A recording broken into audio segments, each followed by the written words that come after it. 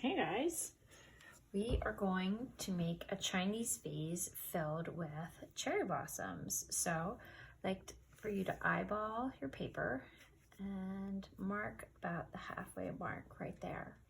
And then you're going to draw your vase top.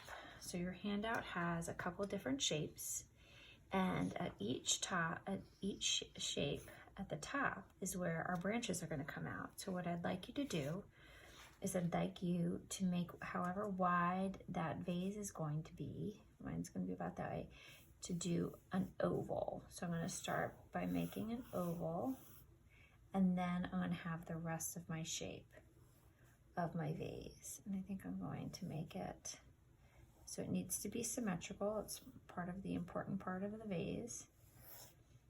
So here is my vase. And it's a little wonky. There we go. Make it a little bit more even. There. All right, so I'm going to take my eraser and clean up these lines. And then we're going to start with creating the background. And our background is going to be something called a wet on wet technique. And it's just like it says. You're going to use wet paper to spread your wet watercolor. So that means now that we have the nice shape of my vase all set up, we are going to get the rest of the paper wet, and I'm going to keep the inside of the vase totally white. So I hope you've enjoyed watching the videos about Chinese pottery and the cherry blossoms. But as we have shown you before, I have two water containers for my watercolors. So I'm going to take the plain water and I'm going to outline my vase this side, and I'm getting it all nice and wet. So I'm going to just do one section at a time.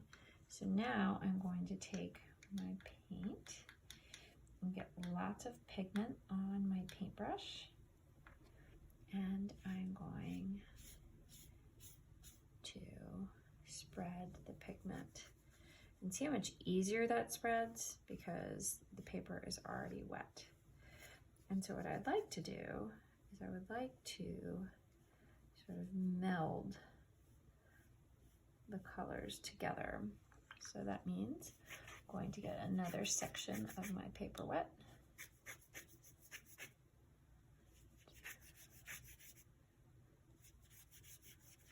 Okay, it's all wet. And then you do it carefully around the pencil marks. So then that way only the non-vase part gets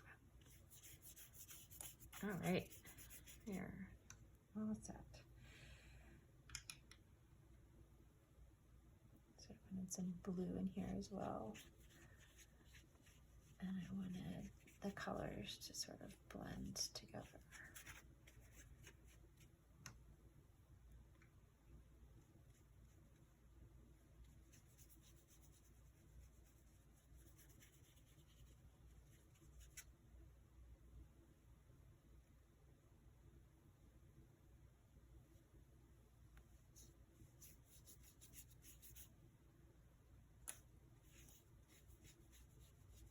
There we go.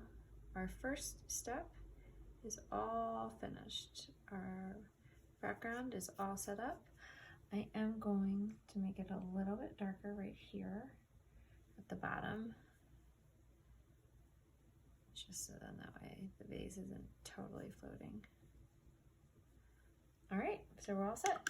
So now on to the next.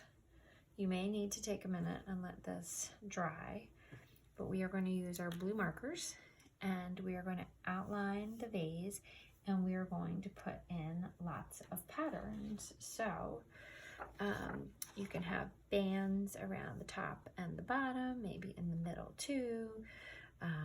You can add stamps, you can add different geometric shapes, you can do whatever you want.